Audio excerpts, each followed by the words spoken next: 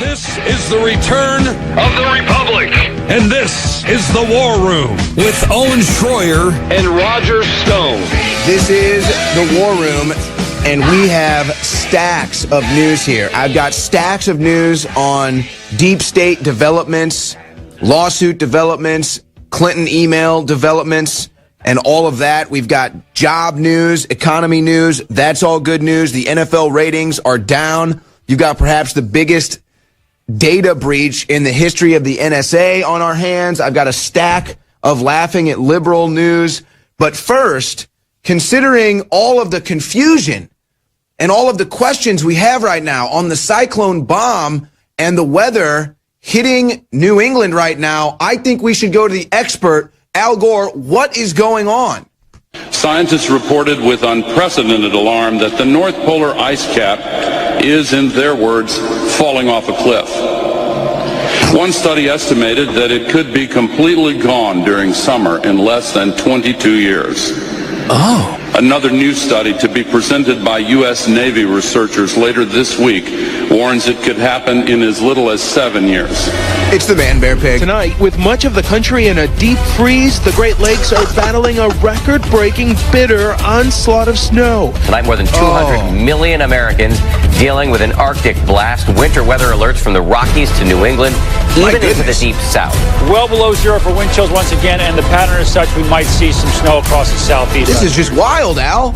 In Lorain, New York, firefighters tunneling their way into this home. Is that Al Gore's house? Trapped inside. I think Al Gore's in there. Don't stop. The co-founder of the Weather Channel now says man-made global warming is a myth made up to push a political message. This is an incredible bad science.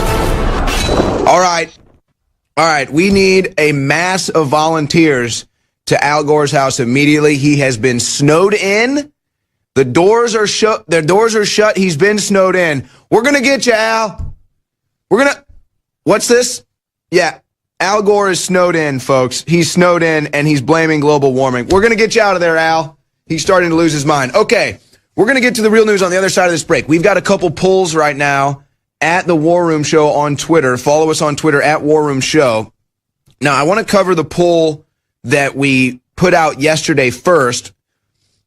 Go to the one from yesterday first, guys, because with all of the Bannon confusion and intrigue and everything that's going on, what I'm noticing, though, from at least our audience here is people aren't really kind of buying into the Bannon drama. And if this was an attempt to split Trump's base or fracture Trump's base, it's not working.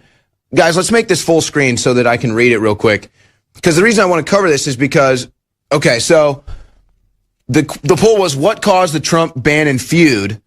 And Bannon in it for himself, Bannon quotes are fabricated, Bannon and Trump are trolling, or Bannon political influence failing.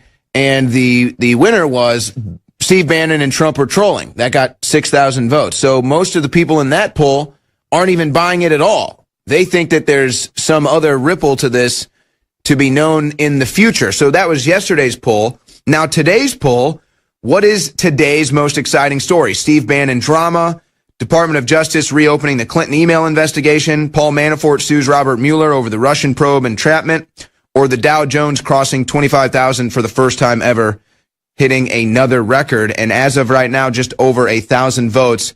The Department of Justice reopening the Clinton investigation is the most exciting news story to our audience. So what that tells me, whatever is behind all the Bannon drama, whatever is the true story behind all that, and I'm sure we're going to talk about that here today, Trump's base is not affected by this. The Liberty Movement is not affected by this. The Make America Great Again movement is not being affected by this. Yes, we're intrigued. Yes, we're trying to figure out what went down here. But the base is not fractured, and even though some feathers may have been ruffled here, it's not going to fracture Trump's base, and it's not going to stop our political movement from happening in 2018. This is the War Room. We'll be right back with stacks of news on the other side. Here we are. It's already Thursday, January 4th, 2018. This is the War Room. I'm your host, Owen Schroyer, and we have stacks and stacks and stacks of news. It does appear justice is inching closer to Hillary Clinton. All kinds of different angles and aspects of that we're going to cover today. Eventually, we're going to do a segment of laughing at liberals because I have a stack of news that we can use for laughing at liberals here. And you've got extreme weather hitting the United States right now. In fact, we might as well just get that out of the way right now at the top. By the way, though, if you go to @WarRoomShow on Twitter, we have a poll out. I ask you to follow us on Twitter @WarRoomShow, and that's where you can vote on our daily polls. We'll be launching these polls right before we go on air and then concluding them, well, when we finish, but also at the end of the poll, which will be the next day. What is today's most exciting news story? Steve Bannon drama, Department of Justice reopened Clinton email investigation, Paul Manafort sues Robert Mueller over the entrapment with the fake Russian probe, or the Dow Jones hits a record crossing 25,000 for the first time. So those are the options for today. We ask that you vote, and that's how you can kind of have a say in where our coverage goes. But just to get this out of the way, we were trolling Al Gore in the first segment. I'm never going to stop trolling Al Gore because, well, he's a complete moron and somehow was the vice president of America. But you've got the cyclone bomb, they're calling it, this winter storm that's hitting the Northeast right now. It's bringing record colds to many areas, record snowfall to many areas.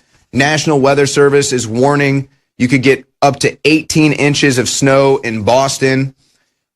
In other, well, sort of weather-related events, I guess just events like an earthquake, a volcano, Mount St. Helens, an active volcano, had 4 times as many earthquakes than usual last month. So is that a sign of things to come at Mount St. Helens? And then you also had a 4.4 earthquake hit the Hayward fault line in San Francisco yesterday. So we'll continue to maintain that. And that just gets that out of the way. But we had a caller call in yesterday asking, it's kind of strange. I mean, is all of this snow a real story? Is it really that big of a thing? Or has this become a story because the global warming narrative is such a failure? Is it crazy to us that there's about to be 18 inches of snow and a cyclone bomb winter storm about to hit the New England coast? Is that crazy to us because we were told global warming is real, because we were told the planet keeps heating up, because we were told we would never see anything like this again, because we were told the polar ice caps would melt? Or is this just weather? Is this just weather? This is normal. That part of America was always getting big snow. I mean, look at history. I mean, maybe certain patriots traveled across certain bodies of water that were iced over. I don't know. Maybe it happened sometime. So maybe that's normal. So maybe it's not really a story. But the real story is that global warming is a total hoax. That's the real story. That's why they twist the narrative and now say climate change, which is what we were saying when they were saying global warming. So Al Gore is currently snowed in to his multi-million-dollar den, and he's blaming Man Bear Pig, so people are on their way to rescue him. Okay. Now let's hit this positive news, because Trump, the Russian agent, is going to crash the economy, they said. It's not working. The Dow Jones Industrials cross 25,000 for the first time. So first you have all of these records set in the stock market. Okay, those have been noted. We just hit another record. It crosses 25,000. In the calendar year of 2017, you hit more records for the stock market than any other prior calendar year. So a record of records. Now, the rate of growth in the stock market right there is also a record. There have never been there's never been a short time span ever before where the Dow or these other industrials have gone up at such a high rate. So you have a record number of records, you have the rate that the stock market is going up at a record, and then you just have record closing numbers seemingly almost every time it closes. So, and it was Hillary Clinton herself that said, We cannot have Trump in charge of the economy. He would surely destroy it. All the fake news echoed that Democrat talking point. But should we really be that shocked that this is what's happening when President Trump gets 1 year in office? Should we really be shocked that Barack Obama, a community organizer, a nothing, a nitwit, a fraud, a fop, President Hussein Hezbollah, should we really be that surprised that President Hussein Hezbollah didn't get 0.25% GDP growth, a community organizer, a fake liberal from Chicago? Should we really be surprised that he could never do anything good for the economy? And then when a businessman, a successful businessman, a self-made billionaire, should we really be that surprised when he gets in office and actually gets the economy going again? Should we really be that surprised that a failure, President Hezbollah, failed the economy, and that a success, a winner, President Trump, gets the economy going again? Should we really be that surprised? Well, I guess he knows what he's doing. Barack Obama thought it was a magic wand. Trump realized, no, it's about legislation, cutting these regulations, cutting all this red tape, cutting all the acts against our energy sector. That's what it is, cutting taxes. Trump gets it. U.S. private sector adds 250,000 jobs in December versus the 190,000 estimated. I think there's only been like 2 months, and I'm going off the top of my head here. I think there's only been 2 months where the private sector jobs added did not reach the estimate. And one of those times, I think it was either November or October, it was because they set the estimate so high because jobs kept getting created at such a high rate. They set it too high. They couldn't possibly reach it. It was still huge jobs growth. So another month of positive jobs growth, and another month of the fake news being completely wrong about Trump crashing the economy. Job cut announcements in 2017 see lowest levels since 1990, coming from a latest report. Yeah, I mean, I could go on and on with these all day. Think about all the records. You've got unemployment down. And we can sit here and do the tactic, and we only do this because this is what the racist liberals do, where you say black unemployment is reaching record lows, Hispanic unemployment is reaching record lows.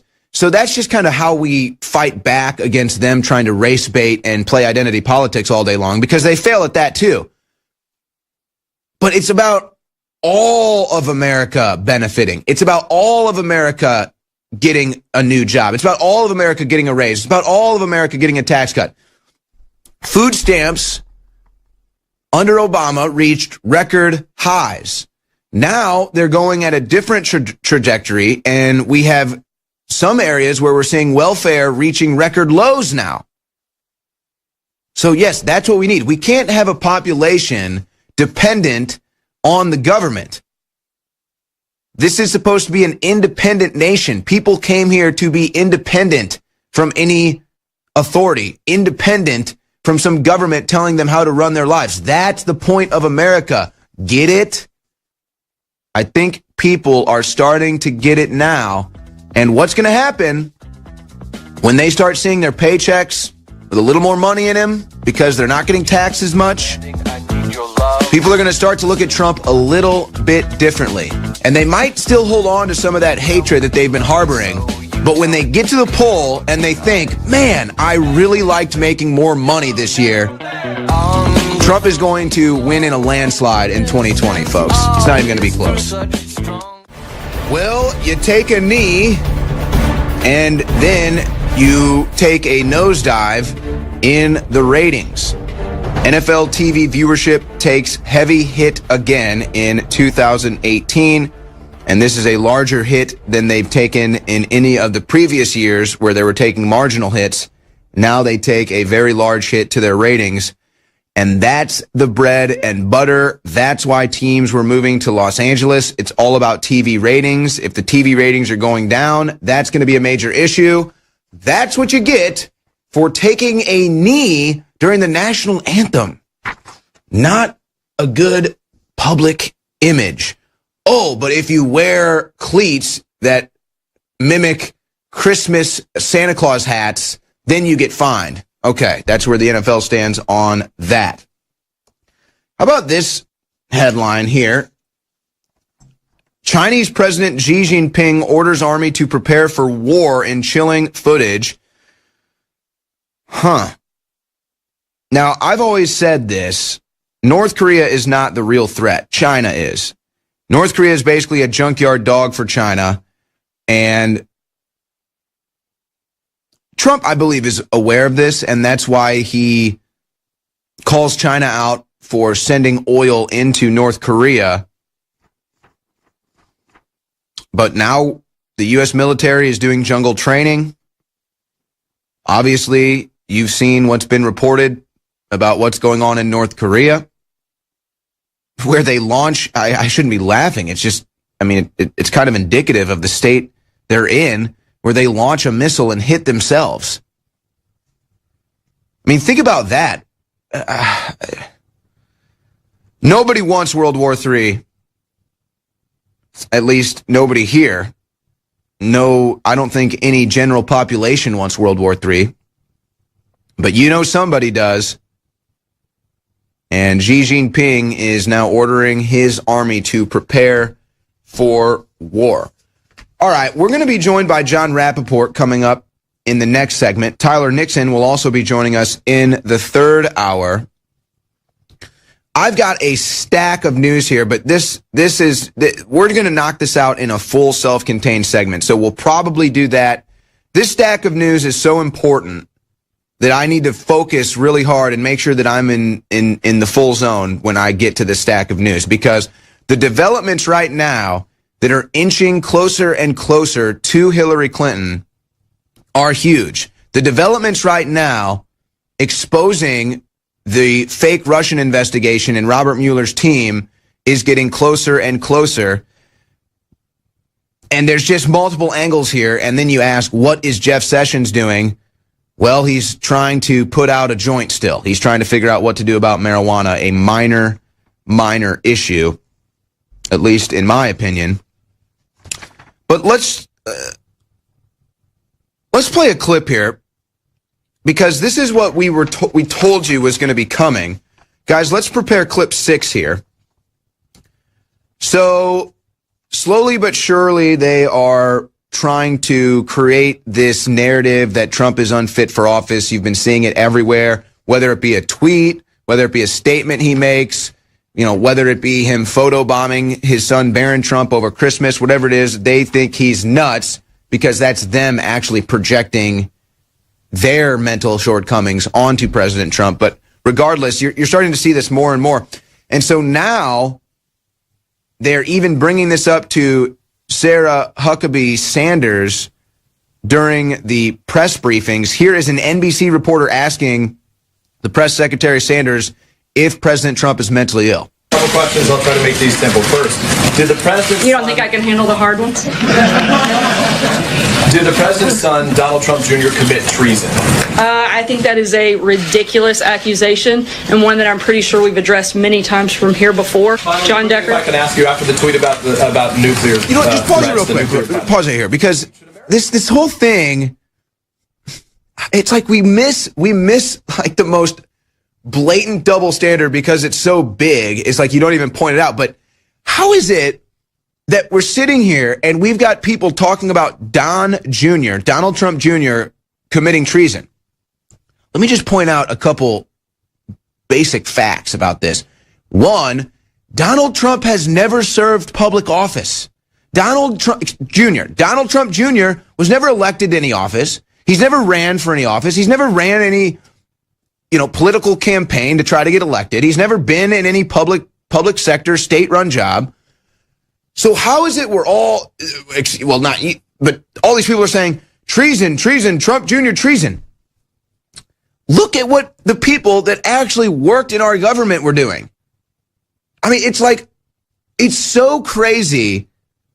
You just ignore it. It's so crazy. It's like, oh, Don Jr. treason. And you're just like, right, okay. you do realize what Barack Obama was doing with Operation Fast and Furious, covering up for Hezbollah, sending cash over to Iran. Nothing treasonous there, though. What about Hillary Clinton? You know, he came, he saw, he died. Uranium One deal. List goes on and on. No treason there, though. But Don Jr. has a meeting with a lawyer while he's not even serving any public office. That's treason, though. These racist liberals really show their true colors as complete partisan hacks when they ignore these double standards. All right, so now let's go back to this reporter about to ask Sarah Sanders if Trump is mentally ill. Be concerned about the president's mental fitness, that he appears to be speaking so lightly about threats regarding the nuclear button. I think the president and the people of this country should be concerned about the mental fitness of the leader of North Korea. He's made repeated threats. He's tested missiles time and time again for years. And this is a president who's not going to cower down. North Korea hit themselves. North Korea hit themselves with the missile. Stop the tape. Stop the tape. North Korea hit themselves with the missile. Do you understand that? North Korea hit themselves with a missile. Donald Trump is not the one that's mentally ill in this exchange. All right, let's finish this clip. And now his former ally, Steve Bannon. By attacking critics and key institutions in our democracy, isn't the president engaging in authoritarian behavior? Not at all. The president is simply responding often to news of the day. I think if the president can't respond aggressively to an individual like the leader of North Korea that continues to threaten Americans, then that's a dangerous place that we don't want to go down. Authoritarian behavior. So Trump gets into a Twitter spat with Kim Jong-un, and then you compare those two, and American liberal media is reporting that Trump is the one that's mentally unstable and that Trump is the authoritarian. Can you even write that? You could write that into a script and pitch that as a movie idea, and people would think you're nuts because it makes so little sense. But that's what you get from liberal media in America between Trump and Kim Jong-un. Trump's the one mentally ill, and Trump's the authoritarian when being compared to Kim Jong-un. All right, John Rappaport is going to join us on the other side. He's got news on some vaccines that he wants to report on, so you're not going to want to go anywhere. John Rappaport, No More Fake News on the War Room right after this break. And I am now joined by John Rappaport from NoMoreFakeNews.com. In fact, we're going to be discussing some of the topics he's been covering there. First, John, I want to get into your story from just before New Year's. Contaminated chemo drugs, the FDA, and chemical warfare against the public. Now, I've always felt that chemotherapy was not the answer for curing cancer. In fact, many studies show that it makes it worse. But in this story, you highlight a complete another layer of this, where not only could it be that these chemo drugs aren't working, but after the FDA already realizes they're toxic, they're still sending chemo drugs into the market that the FDA already knew is toxic. Exactly. The company's called Fresenius. It's a big pharma company, healthcare in Europe. They have manufacturing facilities around the world, and they manufacture components of chemo drugs. So this is twice now that the FDA has discovered that the company has been lying and defrauding and endangering the public, because the company does tests on their assembly lines to see that the drugs, aka chemo poisons, are pure poison, right? Yeah, we got to at least give you the clean poison. You know, we don't want the poison to be toxic. Yeah. Exactly. And so they have stopped these tests over 400 times because obviously they were afraid that the results of the tests would show that the chemo drugs have been contaminated with other poisonous elements not on purpose. So the FDA went after this company a few years ago and said, you can't do this, boys. And then they went away, and the company kept doing this, and now the FDA has gone back to them again with a more, quote, severe warning letter. But none of this has stopped Fresenius from shipping their chemo components to other manufacturers who make chemo drugs. And these chemo drugs, which could very well be contaminated, are still coming into the U.S., still coming into other countries, and nothing is being done to stop it. So this is an incredible scandal that's being reported, sort of lightly here and there by the press, and certainly is not targeting the FDA as it should, because the FDA is committing a major, major crime against the public by not shutting down this company and by not shutting down their ability to export these chemo drug components into the United States. The FDA is essentially saying, well, we don't like what you're doing. We warn you that if you keep doing this again, we're going to stop allowing you to export the drugs. But in the meantime, while you fix the situation, and we recommend you get an outside consultant to help you, you can still ship the poison chemo drugs with the added contaminated poisons wherever you want to. And this isn't the first time that the FDA has been found to do something like this. You've had actually many stories where a drug will be found contaminated and it still gets put out for sale. It still makes the shelves and nothing is done about it. I don't see how there's not an open investigation into the FDA and the influence peddled over the FDA by the likes of Monsanto, as you mentioned, this Fresenius company, and any other big pharma company that wages their financial power over the FDA. I mean, this is unacceptable. The American people should be up in arms about this. Absolutely. In the same article that you just highlighted that I wrote, I gave some quotes from an interview that a reporter named Martha Rosenberg did with an employee of the FDA several years ago. His name was Ronald Kavanaugh, okay? And his job was actually to review new drug applications that pharmaceutical companies make to the FDA. And he said basically that when he decided that he wanted to be honest about his evaluations of these drugs and say no to dangerous drugs or drugs that were ineffective, he was threatened and his family was threatened. He thought that he could be possibly sent to prison or worse if he kept standing up to his bosses at the FDA. So what we're looking at there is a complete mafia operation, a rogue FDA agency that's been out of control for decades and decades and decades. In fact, when I ran for a seat in the U.S. Congress in 1994, one of the major items on my platform was the FDA is a rogue criminal agency. The whole thing needs to be disbanded and start all over again. And that was 94. Imagine 94. What it's ballooned into now. Exactly. It's if it was out of control then, it's completely out of control now. And we're talking about the phrase the press likes to use is holdovers from one administration to another. But this doesn't tell the story. These bureaucrats at the FDA who have private deals and are colluding with pharmaceutical companies, they are permanent. They stay there.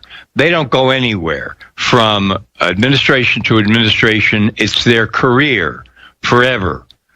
And so it's a mafia operation. It really always has been. And you're absolutely right. I mean, people should be out in the streets. This whole operation needs to be completely curtailed, disbanded, thrown out. Criminal prosecutions have to result. People go to prison for very long terms.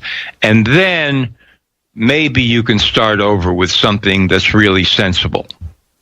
No, well, I heard a tape of Donald Trump that was secretly recorded talking about, touching women. I don't have time to protest the mass poisoning of an entire society. I don't have time for that protest. That's no good. But, it's amazing to me, as we sadly joke about this, you have Jeff Sessions, who is obsessing right now, trying to, I guess, stop marijuana from getting legalized or decriminalized or whatever it is. That seems to be his obsession. I mean, it seems like all the time that's all he's talking about or doing. Look at the numbers. How many people die a year from marijuana? A handful, maybe, and it's probably from, poisoned marijuana, which gets into the hands of an end user because it is illegal and on the black market, versus how many people die a year from big pharmaceutical drugs. I forgot when we crossed the threshold, John, you probably remember this, but just a few years ago, the CDC's own numbers released, they crossed a threshold, more people dying from opiates and serotonin reuptake inhibitors than heroin, cocaine, and some other hardliner drug, I think maybe meth or something. All three of them combined, more people are dying from big pharmaceutical pills. Yeah, the study that I always cite is July 26, 2000, Journal of the American Medical Association. And that's a conservative estimate by Dr. Barbara Starfield, Johns Hopkins School of Public Health. I've interviewed her.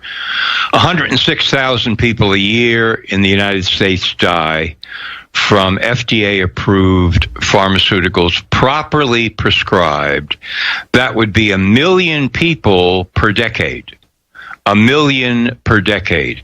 And I asked Dr. Starfield, has the federal government ever approached you to help them deal with this? No. Has the federal government ever mounted a program to remedy this ongoing tragedy? No, was her answer. This goes on and on and on. And every government official who's aware of this, and many are, believe me, are complicit in the crime, the ongoing crime about... And I think that's because Big Pharma has become part of the embedded deep state. This is one of the vaccines that the establishment tries to push on us every season.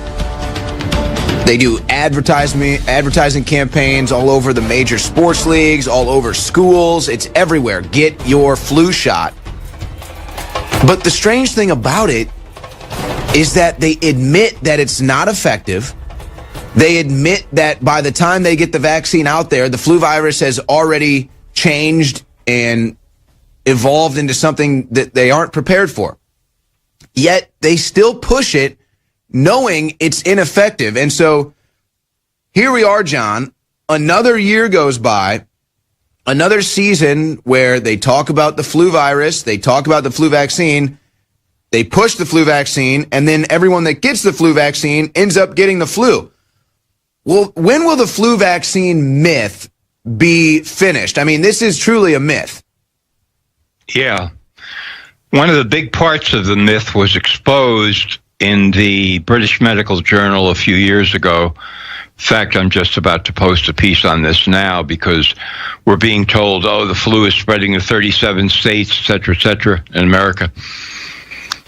Every year, hundreds of thousands of blood samples, or rather respiratory samples, from so-called flu patients are sent to labs for analysis. And the overwhelming percentage come back with no sign of flu whatsoever. This is boggling to people, but it was exposed by Peter Doshi in the British Medical Journal online. And what it means is that your typical flu symptoms like fatigue and fever, chills, etc., cough, these symptoms can be caused by a whole variety of different things. And doctors generally say, well, this is the flu, this is the flu, this is the flu. The CDC adds up all kinds of numbers and claims that they know that there are so many cases of the flu. But this is a complete lie. Because, again, overwhelmingly, when you send samples to labs, they come back with no sign of any flu virus whatsoever. And yet these people are all being diagnosed with the flu. So if you think that the flu vaccine can actually work, even if you believe, in the vaccine and you believe in vaccine theory, it can't possibly work in the overwhelming number of cases because the people don't have the flu to begin with. So unless pigs can fly, this is not going to work. But yet, as you say, every year there's this massive push, and there are people who say, well, I don't want to get the flu vaccine. Okay, well, you can't work here then. It's completely insane. And again, people should just simply rise up and say, you don't know what you're talking about. You're an idiot. You believe the talking heads on mainstream news. This is not the actual flu situation. The vaccine could not possibly work. But what is this weird Stockholm syndrome where I feel like in the past they kind of used a fear technique to get you to get the flu vaccine? You highlighted in the great virus hoax in modern medicine story how they've used this before, fear campaigns, like they did with the swine flu in 2009, they did with the SARS outbreak in 2003. So it used to be like a fear campaign that they would try to run to sell these things, but now they've retreated, and I guess because they've already embedded the fear into the culture, now there's this weird angle that they come out before the vaccine and they tell you it's not effective. We have the studies. It's not effective. In fact, the flu vaccine basically that we made was for last year's flu. So this year's flu, it's completely ineffective. So it's like they've admitted, it's like, yeah, it doesn't work. We're basically giving you a poison, but we've already instilled this fear from these fear campaigns in the past. So just go ahead and get your flu vaccine anyway. Yeah, it's completely insane. So they're banking on the fact that people now are so dumb that they can't see a contradiction when it's shoved right in front of their faces. Yeah, it's ineffective, it doesn't work, but you have to take it, it's very important. And they're testing that theory out, Can we bamboozle? Yeah, it's working for a lot of people. Can we bamboozle the people once again by admitting that there's nothing to this story and then just shoving it down their throats anyway? But I have to tell you that people are waking up all over the world at the same time to the dangers of vaccines and the fact that natural health and building up your immune system is really the way to health.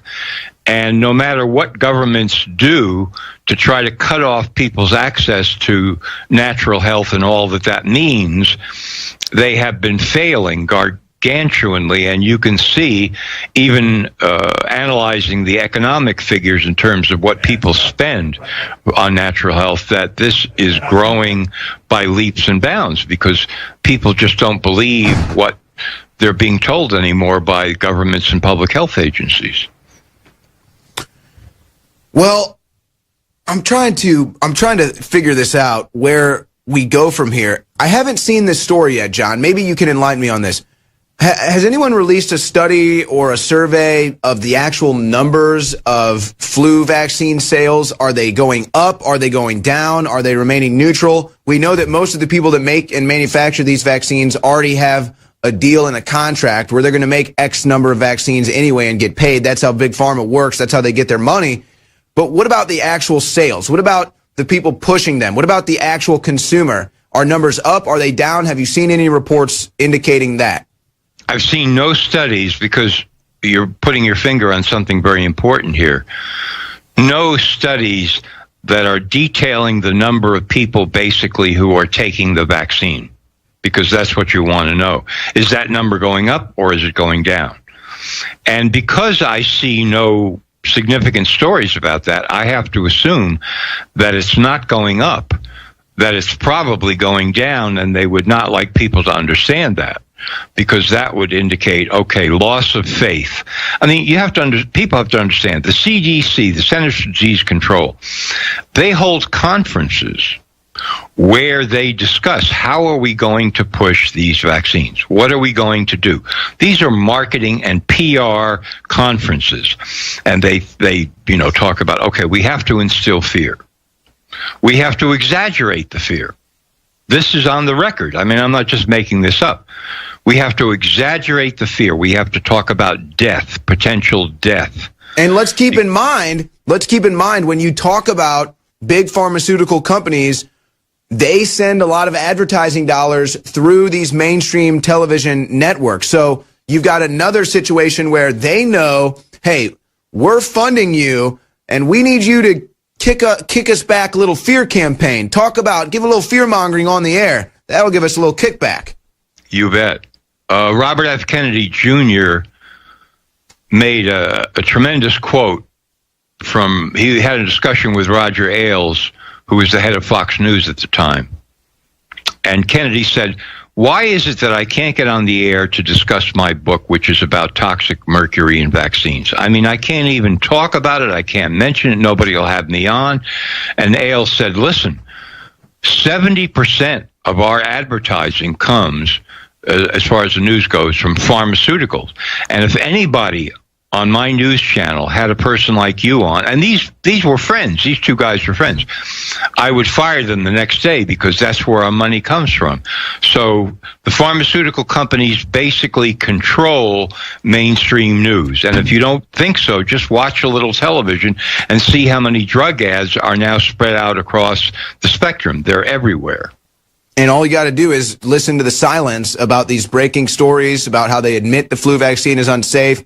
Old vaccines like Gardasil and the dangers of that. Look at how they never cover that. That's totally based on the synergy they have with Big Pharma. John Rapport, thank you so much for joining us. You can find all his work at nomorefakenews.com. There goes John Rapport. Now, for us, you know that we are now live 10 hours a day, Real News with David Knight, the Alex Jones Show. He's on almost 4 hours every day now. And then the War Room from 3 to 6 with myself and Roger Stone. It's all possible because of your support at InfoWarsStore.com. So I urge you, get to InfoWarsStore.com before the New Year's extended sales are up. That includes half off. That's 50% off some of our top sellers like Super Male Vitality, Brain Force Plus, Survival Shield X2, Vitamin Mineral Fusion. How about Super Blue Toothpaste? That is one of the most popular products. That's half off right now. Vitamin B12 Secret 12, 50% off. And free shipping store-wide. Free shipping and 50% off all InfoWars Life Select Storable Food products. You're hearing the stories about earthquakes and volcanoes. Might be a good time with free shipping and 50% off InfoWars Life Select Storable Food to go to InfoWarsStore.com and take advantage of that special. We will be right back with more of the War Room.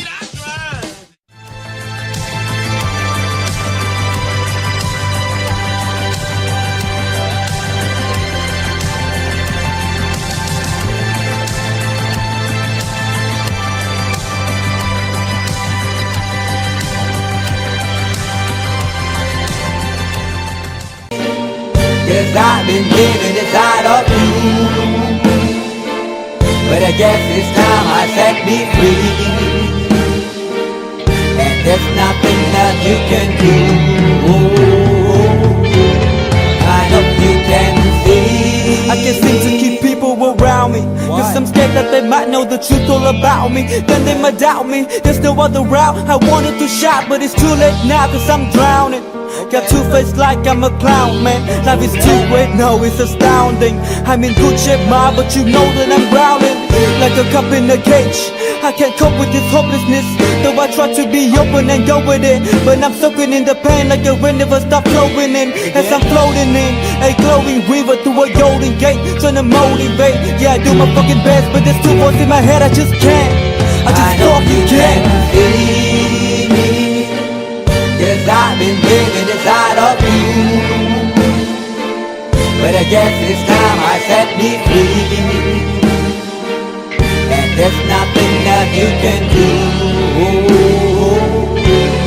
I hope you can see me.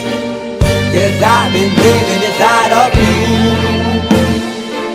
but I guess it's time I set me free, and there's nothing you can do. I hope you can see. Big, what you looking like this? You be fine, trust me, just in time we get along. No, leave me alone. Why yes, can you see that you are alone, big? We're now sitting in our own throne, big. We need nobody, can you see it through? But it's not you who I should be listening to. Guess what, big? Nobody fucking needed you. No, and nobody fucking needed me. They never needed us. Like when they nailed Jesus up, there's no fucking heaven, then they don't believe in us. But they my friend, I'm the only one that you can trust. Yeah, god damn it, you an idiot. Go online, be a slave for the media. And you forgot what your father said. Are you serious? Look at yourself, big. You fucking hideous. Cause I've been living inside of you. But again, this time I set me free. Oh, I love you. I love you. There's nothing that you can do. Funny guys always, I see. I know you can see. Can you see me? There's no one else. Cause I've been living inside of you. You have to accept it. But again, this time I set me free. And there's nothing that you can do.